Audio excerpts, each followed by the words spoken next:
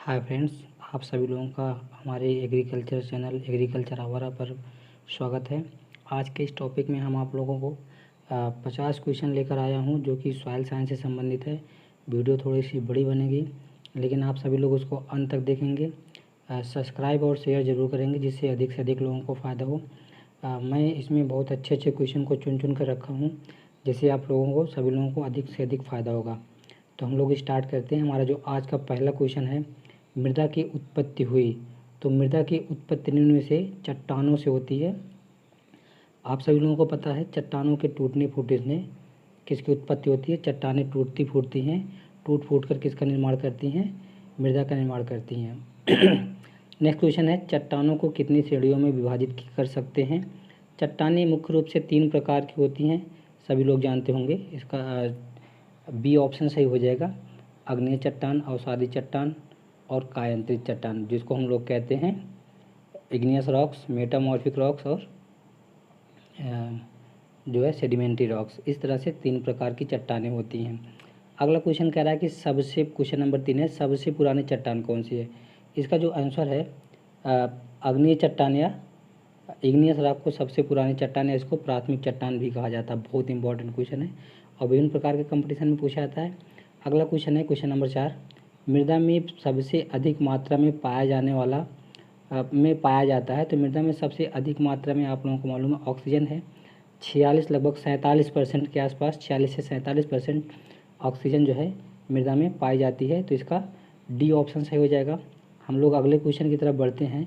हमारा अगला क्वेश्चन है, मृदा में बहुत थोड़ी मात्रा में कौन सा पाया जाता है। तो इसका सी ऑप्शन सही हो जाएगा। मृदा में जो टाइटेनियम है वो सबसे कम मात्रा में पाया जाता है। अगला क्वेश्चन है क्वेश्चन नंबर 6, डोलोमाइट कौन से वर्ग का खनिज है। तो आप सभी लोगों को पता है कि डोलोमाइट जो है हमारा कार्बोनेट है, सबको मालूम होगा, एक कार्बोनेट समूह का खनिज है। नेक्स्ट हम लोग बात करते हैं। अगला क्वेश्चन है, जल योजन प्रक्रिया है। जल योजन जिसको हम लोग इंग्लिश में हाइड्रेशन कहते हैं, रासायनिक अपक्षय की जब केमिकल वेदरिंग होती है, केमिकल वेदरिंग में जिसको हम लोग रासायनिक अपक्षय कहते हैं, इसमें जल योजन होता है जिससे जो है चट्टानें टूट फूट जाती हैं। तो इसका बी ऑप्शन सही हो जाएगा, जल योजन। हम लोग अगले क्वेश्चन की तरफ बढ़ते हैं। मृदा में काया पलट में सहायक होते हैं। मृदा के काया पलट आप लोग जानते होंगे, केचुआ जो है वो न मिट्टियों को खाता है। केचुए के इसलिए जो है रास्ता खाने वाला जंतु भी कहा गया है। केचुआ किसके लिए उत्तरदायी है। केचुआ जो है मृदा के काया पलट में सहायता प्रदान करता है। हम लोग अगले क्वेश्चन की तरफ बढ़ते हैं। हमारा क्वेश्चन नंबर 9 है, मृदा पदार्थ चित्र में सोलम कहते हैं।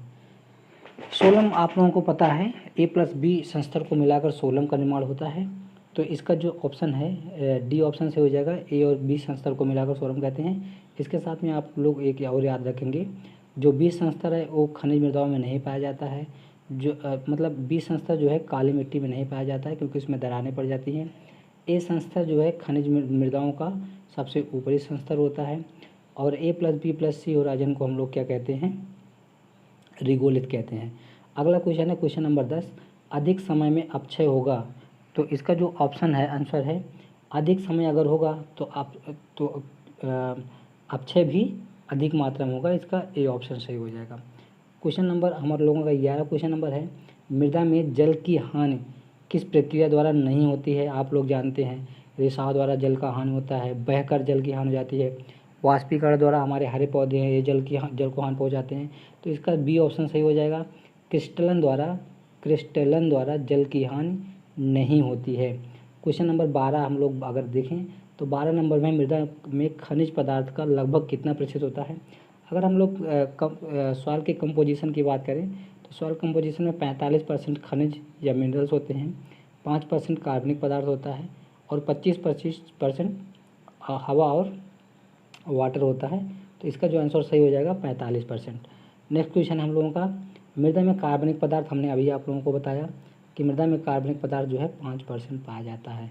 मृदा वायु में नाइट्रोजन की अगर हम लोग बात करें तो मृदा वायु में नाइट्रोजन आपका 78.08% पाया जाता है। ये भी बहुत इंपॉर्टेंट क्रिया है क्वेश्चन है। अगला क्वेश्चन है, जिस प्रक्रिया द्वारा किसी भी प्रकार का विलयन मृदा में सीधा ऊपर से नीचे एक संस्तर से दूसरे संस्तर में चला जाता है उसे कहते हैं। तो उसे क्या कहेंगे भैया, उसको कहते हैं अपवाहन। इसका सी ऑप्शन सही है। नेक्स्ट क्वेश्चन तरफ हम लोग बढ़ते हैं। हमारा क्वेश्चन नंबर 16 है, बहुत मोटी बालू के कण का व्यास होता है। तो जो बहुत मोटी बालू के कण होते हैं उनका व्यास होता है, इसका सी ऑप्शन से हो जाएगा, जिसको हम लोग कोर्स सैंड कहते हैं। तो 2 mm होता है, ये सबसे मोटी बालू होती है।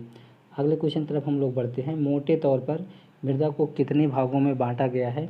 तो मोटे तौर पे मृदा को मात्र 3 भागों में बांटा गया है, इसको आप याद रखेंगे। मृदा का वास्तविक घनत्व क्या कहलाता है?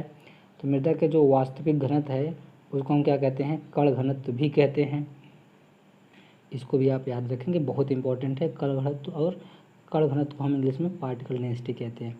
अगला क्वेश्चन है, जिसका स्थूल घनत्व अधिक होगा, मतलब किसका स्थूल घनत्व अधिक होगा? तो इसमें क्वेश्चन नंबर 19 में है स्थूल घनत्व, जिसको हम लोग कहते हैं बल्क डेंसिटी। स्थूल घनत्व या बल्क डेंसिटी सैंड का ज़्यादा होगा, 1.6 होता है।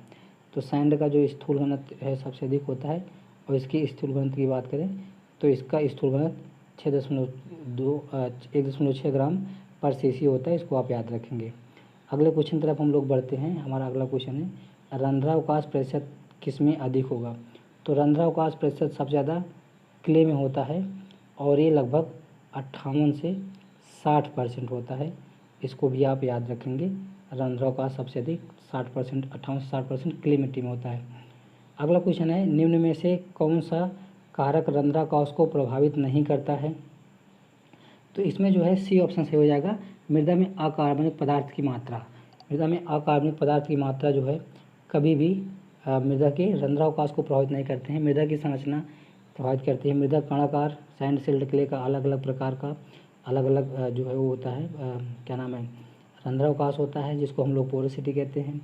और मृदा में कार्बनिक पदार्थ मिलाने से भी रंध्रावकाश बढ़ता है। हम लोग अगले क्वेश्चन तरफ बढ़ते हैं। हमारा अगला क्वेश्चन है, सबसे अधिक नमी होती है।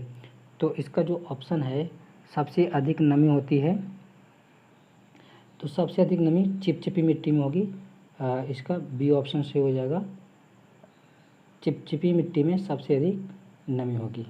नेक्स्ट हम लोग अगले क्वेश्चन तरफ बात करते हैं। हमारा अगला जो क्वेश्चन है क्वेश्चन नंबर 23, किस मृदा में ढेले बन जाते हैं? ये भी बहुत इंपॉर्टेंट है। जब हम लोग कठोर मिट्टी की जुताई करते हैं तो सबको मालूम होगा, कठोर मिट्टी की जब जुताई की जाती है तो उसमें अधिक मात्रा में ढेले बन जाते हैं, तो इसका बी ऑप्शन सही हो जाएगा। अगला, जुताई गुड़ाई के लिए श्रेष्ठ मृदा कौन सी होती है? जो कोमल मृदा होगी वो जुताई गुड़ाई के लिए सबसे श्रेष्ठ मृदा होगी, इसमें कुछ कहने नहीं है। मृदा के रंग का कारण क्या होता है? मृदा के रंग का कारण धरल की उपस्थिति, आयरन के यौगिकों की उपस्थिति, धरल व आयरन के यौगिकों की उपस्थिति, इसका सी ऑप्शन सही हो जाएगा। हम लोग अगले क्वेश्चन तरफ बढ़ते हैं। क्वेश्चन नंबर 26 है, खनिज मृदाओं में आयरन के यौगिक का लगभग कितना प्रतिशत होता है? आयरन जो होते हैं खनिज मृदाओं में लगभग, बी ऑप्शन से हो जाएगा, इसका 5% होते हैं। बर्फ का जमना या पिघलना प्रभावित करता है मृदा संरचना को, मृदा कड़ाकार को, मृदा घनत्व को, सारंद्रता को। तो इसका जो ऑप्शन सही हो जाएगा, बर्फ का जमना मृदा संरचना को प्रभावित करता है, इसका ए ऑप्शन सही हो जाएगा, मृदा संरचना को प्रभावित करता है। अगला क्वेश्चन है, उच्च ताप वाली मृदाओं में कार्बनिक पदार्थ की मात्रा होती है। जो अधिक ताप वाली मृदाएं होंगी तो उसमें क्या होगा, डिकम्पोजिशन ज़्यादा मात्रा में होगा। तो अगर डिकम्पोजिशन ज़्यादा मात्रा में होगा तो उसमें क्या होगी, कार्बनिक पदार्थ जो है वो कम मात्रा में हो जाएंगे। इसका जो है सी ऑप्शन सही हो जाएगा, आप लोग इसको याद रखें, काफ़ी इंपॉर्टेंट क्वेश्चन है। अगला क्वेश्चन है, मृदा ताप में मौसमी परिवर्तन कितने मीटर गहराई तक होता है? मृदा ताप में मौसमी परिवर्तन कितने, अब 1 मीटर के आसपास होता है, 80 सेंटीमीटर के आसपास होता है, आप सभी लोगों को मालूम होगा। वो जिसको हम लोग कहते हैं कि जो पृथ्वी के गहराई में अगर हम लोग जाते हैं तो जो परिवर्तन होता है वो लगभग 1 मीटर या 80 सेंटीमीटर के आसपास होता है। उसके बाद मृदा का जो ताप होता है वो कांस्टेंट होता है, उसके ऊपर के ताप बदलते हैं। लेकिन मौसमी परिवर्तन की अगर हम लोग बात करें तो मौसमी परिवर्तन जो है वो, इसका जो है सी ऑप्शन से हो जाएगा, 3 मीटर की गहराई तक होता है। अगले क्वेश्चन की तरफ हम लोग बढ़ते हैं। पीएच जितना कम होगा मृदा अम्लता उतना ही अधिक होगी। पीएच कम से मृदा अम्लता अधिक होगी, बहुत अच्छा है, ये तो बात सही है। मृदा अम्लता उतनी ही कम होगी, ये गलत है। पीएच कम पीएच पर मृदा अम्लता नहीं होगी, ये भी गलत है। मृदा क्षारता उतनी ही अधिक होगी, तो इसका कम पीएच होगा तो मृदा अम्लता उतनी ही अधिक होगी, ए ऑप्शन सही हो जाएगा। ठीक है, तो जितना पीएच घटता जाएगा मृदा में अम्लता उतनी ही बढ़ती जाएगी। अगले क्वेश्चन की तरफ हम लोग बढ़ते हैं। जिन प्रदेश में वर्षा अधिक होती है वहाँ की मृदा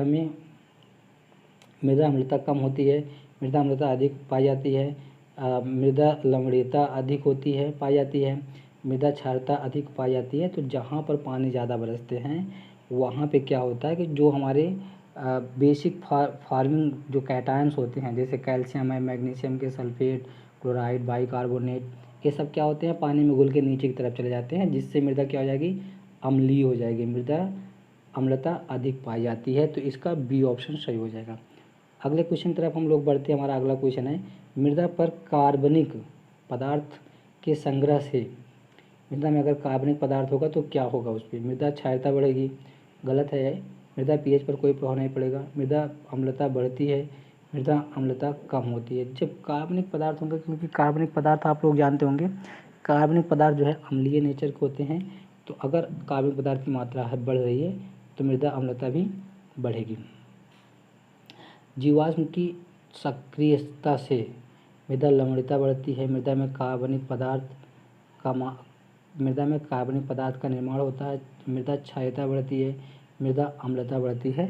तो इसका जो ऑप्शन सही हो जाएगा, मृदा अगर जीवाश्म की मात्रा अधिक है तो मृदा अम्लता बढ़ती जाती है।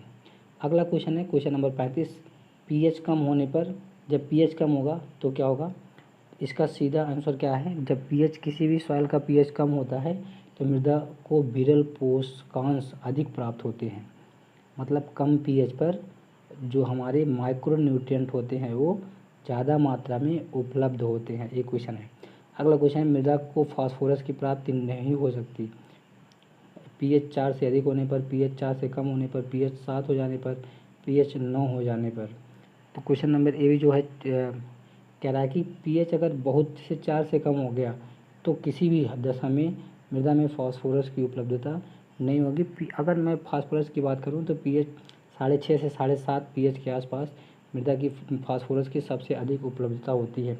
एल्युमिनियम, मैग्नीशियम और आयरन द्वारा पौधे पर विषैला प्रभाव।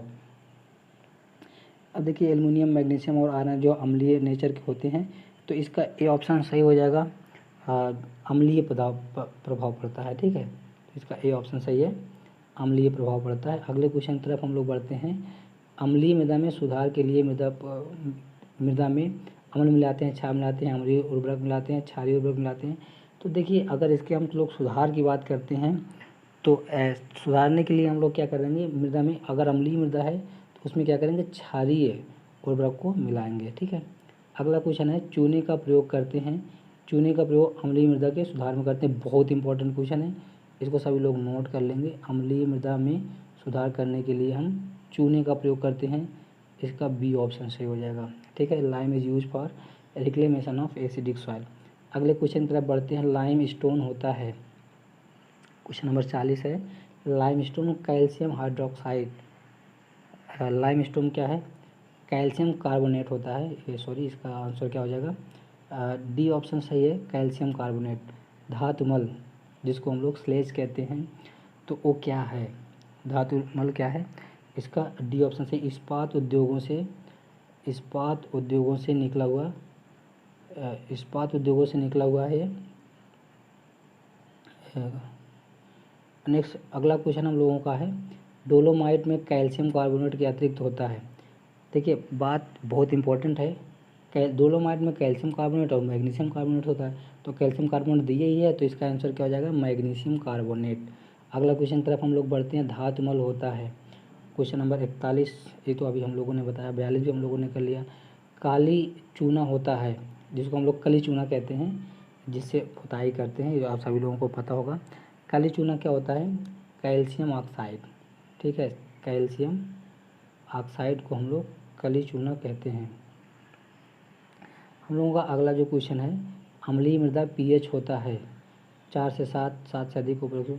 अम्लीय मृदा का जो पीएच होता है 7 से कम होता है, तो मालूम है 4 से 7 वाला जो सही है वही सही हो जाएगा, ठीक है। लेकिन 7 pH होने पर वो उदासीन हो जाएगा, इसको भी आप याद रखेंगे, 7 से कम होगा। अगला जुताई द्वारा भी सुधार किया जा सकता है। तो जुताई द्वारा हम किसका सुधार कर सकते हैं? अम्लीय मृदा में, क्षारीय मृदा में, लवणीय मृदा में। उपर्युक्त जुताई द्वारा भी सुधार किया, अगर हम जुताई करते हैं तो हम किसको सुधार सकते हैं, ये इम्पोर्टेंट है। तो जुताई करके हम अम्लीय मृदा को सुधार कर सकते हैं। अगला क्वेश्चन हमारा है, उत्तर प्रदेश में लवणता या क्षारता से प्रभावित क्षेत्र लगभग हैं। तो इसका आंसर बहुत सटीक है, 13 लाख हेक्टेयर है, तो इसका सी ऑप्शन सही हो जाएगा। क्षारीय मृदा वाले क्षेत्रों की जलवायु होती है, जो क्षारीय मृदा वाले क्षेत्र होते हैं शुष्क जलवायु होगी, है ना, तो इसका डी ऑप्शन सही हो जाएगा। अगला क्वेश्चन हमारा है क्वेश्चन नंबर 49, क्षारीय मृदा का पीएच कितना होता है? तो क्षारीय मृदा का पीएच 8 क्षारीय मृदा का जो पीएच होगा ये क्या होगा भैया? क्षारीय मृदा का पीएच, क्षारीय मृदा और लवणीय मृदा होती हैं, आप लोग जानते होंगे। क्षारीय मृदा का पीएच 8.5 से अधिक होता है। नेक्स्ट क्वेश्चन की तरफ हम लोग बढ़ते हैं। लवणीय मृदा का पीएच होता है, तो लवणीय मृदा का पीएच आप लोगों को मालूम है, इसका जो ऑप्शन है वो भी है लवणीय मृदा का पीएच 8.5 से कम होता है। लवणीय मृदा का पीएच क्या होगा? 8.5 से कम होगा, इसका डी ऑप्शन सही हो जाएगा। आप लोग हमारे इस चैनल को सब्सक्राइब जरूर कर लीजिएगा। अगला हम इकोनॉमी का टॉपिक लेकर आएंगे अगले क्वेश्चन में, और किसी भी क्वेश्चन से संबंधित कोई भी अगर गलती हो गई होगी तो आप मुझे कमेंट करके बताएंगे। आज के इस टॉपिक में बस इतना ही। राम राम।